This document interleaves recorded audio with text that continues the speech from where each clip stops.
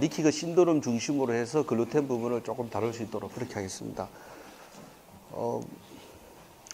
우리 사람은 기본적으로 이제 세포로 되어 있죠. 이렇게 세포 조직인데 이 세포가 이렇게 연결이 되면은 이제 기관이 됩니다. 이렇게 세포가 조직이 되고 또 조직이 연결되면 기관이 되는데 이런 그 세포의 인간의 생명단위인 세포가 결국 우리가 먹는 음식에 의해서 생성이 되고 증식이 되고 사멸이 되는 과정을 거쳐서 우리는 인간이라는 형성을 이 오르가니즘을 계속 이제 형성하고 있는 거죠. 근데 이제 주로 우리가 먹는 대부분의 음식들이 탄수화물이거나 단백질이거나 지방이거나 에너지를 만드는 3대 영소죠. 이제 비타민, 미네랄, 물 이런 부분들이 체내 우리 이제 엔자임이라는 소화 효소, 체내에 있는 소화 효소를 통하고 조금 더 지속이 되면은 과식을 하나 이렇게 되면은 호르몬의 작용을 합니다. 호르몬의 작용에 의해서 결국 음식이 우리 몸에 들어와서 분해가 돼야 결국 혈관으로 들어갈 수 있는 에너지로 바뀌죠. 그래서 그런 부분을 살펴보면은 주로 이제 탄수화물들은 임에서 아밀라제라는 효소에서 분해가 되고 주로 이제 이 단백질 종류는 이 프로틴, 펩신에서 분해가 됩니다. 분해가 되고 그다음에 대부분 이제 지방은 우리 담즙산에 간에서 만들어진 담즙에 의해서 담즙산에서 이제 분해가 되면은 결과적으로 췌장의 마지막 도움을 받죠. 우리가 뭐 물에 말아 먹거나 급히 먹거나 이랬을 때 입에서 나오는 아밀라제 대신 췌장에 나오는 아밀라제와 트립신, 히모트립신, 리파제 같은 도움을 받아서 결과적으로 소장으로 마지막 다 모이게 되면은 우리가 먹은 음식들은 거의 소장에서 또 다른 소화 효소의 도움을 받죠. 엔자임을. 말타제, 수크라제, 락타제, 이런 펩타제 같은 걸 도움을 받아서 결국 포도당, 단백질, 포도당, 아미노산, 지방산, 글리세롤로 다 바뀌어집니다. 이렇게 바뀌어지면은 소장에서 담당을 해야 수용성, 지용성으로 나눠서 수용성은 간으로 가고 지용성은 이 상대 정맥이라는 곳을 통해서 결과적으로 심장을 통해서 우리 혈액으로 다 전신으로 에너지가 이제 들어가게 되죠. 우리 몸에서 가장 중요한 소화기관 하나가 소장인데 이 소장에는 아주 미세한 이런 융모가 있죠. 이렇게. 그러나 이 융모보다 더 미세한 아주 작은 미세 융모들이 또 있어요. 그러나 이 가장 중요한 요 융모에서 더 중요한 게 요 미세 융모의 요 밀착결합입니다. 이 밀착결합이 무너지면은 실제로 지금 우리가 갖고 있는 메타볼림 신드롬이나 대사증후군들이 여기서 다 발생이 되는 시작점이라고 보시면 됩니다. 출발점이죠. 그래서 우리가 먹는 수용성들은 여기 우리 모세혈관 빨간색이 되는데 이쪽을 통해서 간으로 가고 지용성들은 우리 노란 막대되어 있는 이 암주간, 림프관을 통해서 결국 우리 심장으로 상대 정맥으로 와서 우리 몸속으로 혈관 속으로 들어오게 되죠.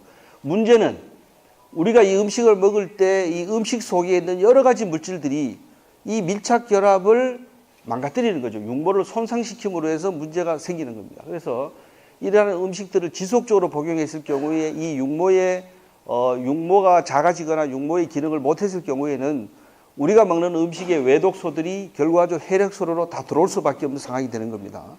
그래서 우리가 이 먹었던 음식 속에는 어쩔 수 없는 이 외독소들이 우리 패소제닉 박테리아라 해서 이제 병원균이죠. 그 다음에 이 안티바이오틱스, 주로 약이라든가 화학 첨가제들, 이 제노바이오틱스, 이 계면 활성제라든가 이런 부분들, 그 다음에 이제 심바티틱 에스트로젠에서 이제 화학으로 된 에스트로젠제, 이런 기타 뭐 스트레스라든가 여러 가지 문제들이 결국 우리 음식과 같이 입으로 또 호흡으로 피부로 들어오면서 결국 아까 보셨던 이 장내의 융모가 여기가 손상이 되는 겁니다. 그래서 여기가 손상이 되면 결국 혈관도 손상이 되고 우리 몸의 각 기관들이 아까 보셨던 기관들이 다 문제가 생기는 거죠. 그래서 잠깐 살펴보면은 이 패소제닉 박테리아는 주로 이제 뭐 박테리아라든가 바이러스 이런 그 곰팡이 이런 원생생물 이런 것들이 대부분 옮기는 질병이죠. 당뇨나 이런 뭐 고혈압이 옮기는 게 아니라 이런 것들은 옮기는 질병, 병원균이라고 얘기하는 건데 이런 균들이 우리 음식을 먹을 때 손에 묻혀오거나 또 이 환경이 안 좋은 데서 밥을 먹거나 상한 음식을 먹거나 이럴 경우에 들어오게 되죠. 그 다음에 이제 뭐 대부분 이 안티바이오틱스 중에 이제 이 합성약, 그 다음에 우리가 하루에 이거 뭐 방송 자료만 제가 대충 따서 넣었는데 우리가 하루 한 끼에 하루에 80종류의 화학식품 첨가물을 먹는다고 해요. 약 80종 정도의 이런 것들이 전부 들어와서 장내 미세 융모를 거의 손상시키는 역할을 하는 겁니다. 이런 방부제, 우리가 좋아하는 명란젓에도 이런 발색제, 산도 조절제, 유화제, 색소들이 많은 부분이 들어있죠. 이런 이제 안티바이오틱스 중에 또는 이제 합성 유화제, 우리 이제 그 맛을 내는 인공 감미료, 그다음에 이런 뭐 산화 방지제, 팽창제 이런 것들이 우리 음식 속에 늘상 한 80가지 이상의 음식 속에 우리가 이제 먹게 되는데, 특히 요즘 젊은 사람들이 좋아하는 이런 색소들, 타르 색소나 인공 색소들이죠. 이런 부분들. 그다음에 이제 초미세먼지라든가 황사, 특히 이제 전자파, 뭐 컴퓨터나 핸드폰 이런 환경들, 방사능 물질 이런 것들이 결국 우리 장내 융모를 다 손상시키는 요인이 됩니다. 이런 중금속 부분들, 이렇게 오염이 되어 있는 곳에서 낚시에 잡은 붕어라든가 잉어를 먹는 경우 전부 다 우리가 납이나 중금속들을 같이 먹게 되는 거죠. 공기 중에 있는 중금속들, 화장품 속에 있는 중금속들, 특히 이런 탄 음식이라든가 알루미늄 이런 음식들은 우리가 평상시에 일상적으로 먹을 수밖에 없는 안티바이오틱스죠. 생명은 생명인데 생명에 반대되는 물질들입니다. 이런 부분들을 또 이제 제노바이오틱스, 아까 계미날 생료 종류 중에 우리가 쓰고 있는 치약, 뭐 샴푸, 이런 화장품, 세제 이런 부분들은 전부 화학으로 된 첨가제들이 가득 다 들어있습니다. 맛을 내거나 보존시키거나 색상을 넣거나 기능을 좋게 하기 위해서 어쩔 수 없이 넣어서 이런 부분들이 결국 우리 소장의 융모를 다 손상시키는 역할을 하는 겁니다. 그리고 이제 이 제노바이오틱스 중에 이제 모든 이 상품들은 다 이 비닐, 내부로 다 쌓여 있고, 또 이런 그 농약들, 이런 조리하는 과정에 생기는 유해가스, 일산화탄소, 이산화탄소 이런 문제들이 전부 다 우리 체내에 들어와서 소장의 융모를 다 손상시키는 거죠. 이런 우리 일회용 컵 같은 이런 경우, 심지어 우리가 영수증을 받는 이런 영수증에도 지금 이런 것들이 피스베놀계 화학 물질이 다 들어있죠. 생활에 생활에 같이 접하고 사는 이런 일회용 용기들이 결국 음식과 같이 뜨거운 음식이나 또 오래 보관되는 음식을 통해서 우리 몸속에 같이 다 들어오게 됩니다.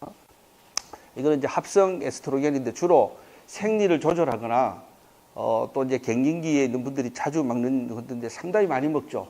사실 우리나라가 이 피임약을 전 세계에서 두 번째 많이 먹는다는 이런 결과도 있는데 상당히 많은 피임약을 먹습니다. 주로 이제 이런 사람 몸에는 에스트론, 에스트라디올, 에스트리올이라는 이런 이제 세 가지 호르몬이 있는데, 이런 그 제노 에스트로겐, 가짜 에스트로겐이죠. 그 다음에 이제 파이토 에스트로겐, 이런 석류, 플래시드 오일 이런 것들, 심지어 이런 것도 에스트로겐 수용체를 다 증가하기 때문에 문제가 되는 게 이 심바티틱 에스트로겐이죠. 우리 이제 화학 에스트로겐, 동물이 먹는 에스트로겐, 이런 것들이 음식 속을 성장 호르몬이라고 하는 이런 부분들이 다 음식 속에 들어서 우리 체내에 같이 들어오게 됩니다.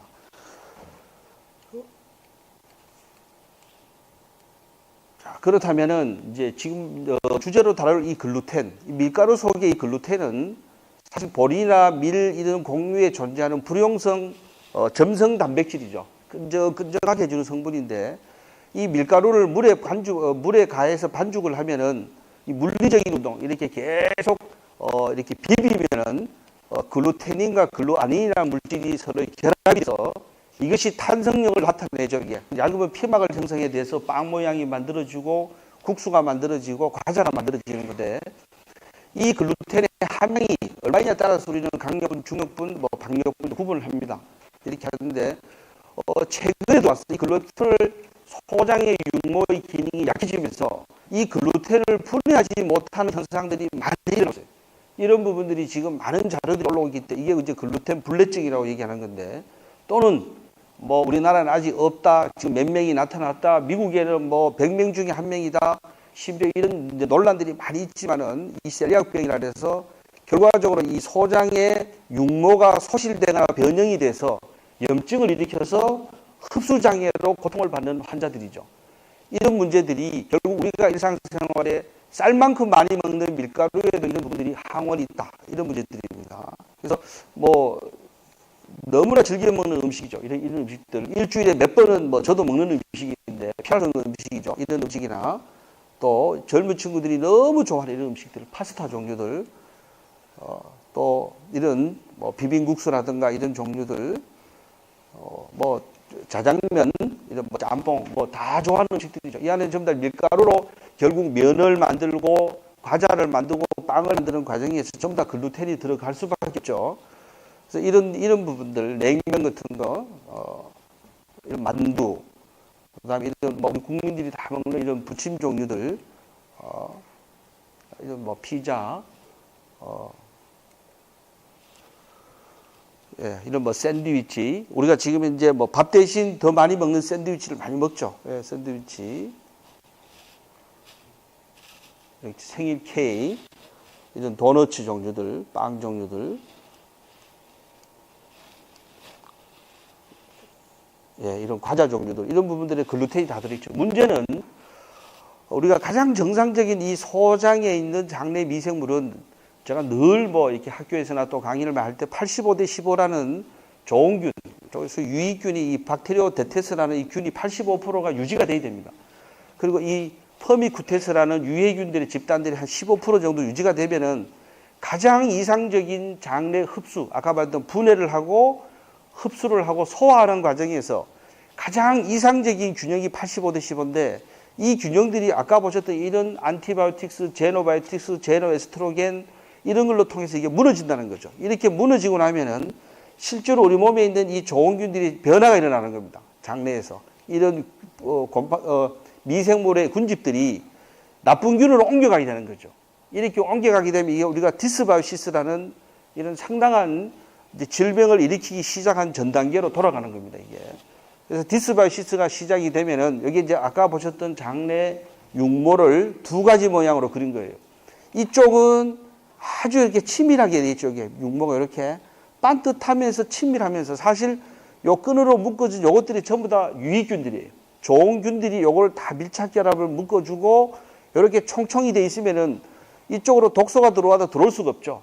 그러나 이쪽은 보니까 이게 벌어졌어. 이렇게 벌어진 상태에서 아까 있었던 글루텐이라는 물질, 우리가 먹었던 계면활성제, 중금속 이런 독소들이, 외독소들이 이 장 육모를 타고 혈관으로 들어오게 되는 거죠. 결과적으로 여기서부터 우리가 갖고 있는 대사 증후군들이 시작이 되는 겁니다. 이걸 좀 더 자세히 보면은 뭐 이런 뭐 독소라든가 음식의 작은 찌꺼기라든가 약품이라든가 이런 폐소 병원체 이런 것들이 소화기관에 문제가 있다든 이렇기 때문에 결국 이런 것들이 정상적이지 않은 상태로 들어오면은 가장 큰 게 염증을 일으키는 겁니다. 이게 여기서 염증을 일으키면 염증이라는 반응이 나면 사이토카인이라는 물질이 또 나오게 되고 히스타민이라는 물질이 나오게 여러 가지 물질이 전쟁터가 벌어지는 거죠.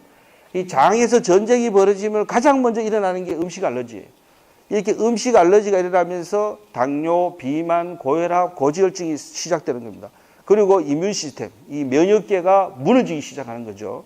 그래서 결국 우리는 장이 소장과 대장이 너무 중요하다는 거죠. 음식이 마지막 분해가 되고 흡수가 되는 이 얇은 막이 결국 외부의 음식을 통해서 들어오는 독소들로 통해서 상처가 나고 스크래치가 나서 결과적으로 우리의 병이 시작되는 출발점이다. 이렇게 보는 겁니다. 이 흡수장인데 이제 마르소스 신드롬에서 결국 이런 사람들은 방귀가 자주 나오고 뭘 먹으면 자꾸 방귀를 뀌죠. 그리고 소화불량이 계속됩니다. 뭘 먹으면 자꾸 체하고 명치 끝이 아프고 그다음에 이런 위염이 있거나 위궤양이 있거나 또 이제 변비 아까처럼 이런 배설하지 못하는 부분들이 이 나쁜 음식들이 들어오기 때문에는 결과적으로 이 역연동 운동이 안 되기 때문에 결국 며칠씩 이 음식의 찌꺼기를 내 몸에 차고 다니는 겁니다. 이런 독소들이 곰팡이가 피고 가스가 나오고 그러다 보면 또 이런 역류성 식도염 이런 것들이 이제 안에 위안에 이렇게 부으면서 염증이 막 생기는 거죠. 그다음에 요즘 뭐 피부 자주 이런 피부에 이런 게 자꾸 난다든가 이마라든가 얼굴에 이런 피부병이 자꾸 생기는 거는 결과적으로 살펴보면은 소장의 육모가 상당히 많이 무너져 있다. 이분들은 그 결국 먹는 음식의 독소들이 혈액을 타고 들어와서 피부로 나오는 거죠. 이게 이런 스킨 트러블이라든가 이런 아토피, 이런 아토피라든가 이런 대상포진, 아까 이제 이뮤 시스템이 무너지니까 면역 체계가 무너지니까 결과적으로 이런 문제가 생기겠죠. 그 다음에 이제 여성들에게 지금 많이 생기고 있는 칸디다. 결국 이제 이 장내에 균들이 자리를 잡으면 이 칸디다라는 기생충이 생기죠. 이런 것들이 여성의 질에 내려와서 하얀 그 냄새 나는 생선 비린내 섞는 냄새도 만들고 막 이렇게 물질도 만들어서 많은 여성들이 이런 캔디다 질염을 많이 갖고 있어요. 이런 부분도 다 소장이 문제가 있다. 그 다음에 용종. 이렇게 군데군데 이렇게 폴립이 막 생기는 거죠. 이렇게 용종. 그 다음에 이런 개실.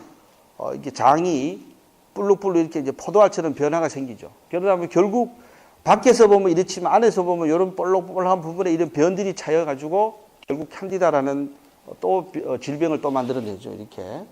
그 다음에 이거는 이제 개양성 대장염. 대장이 염증이 생긴 거예요. 이렇게. 그 다음에 이런 이제 베체트병. 특히 이 명장 부분, 소장과 대장이 연결되는 이 명장 부분에 염증이 생기거나 입술 같은데 입에 염증이 생겨 이런 분들은 거의 다 베체트병이죠.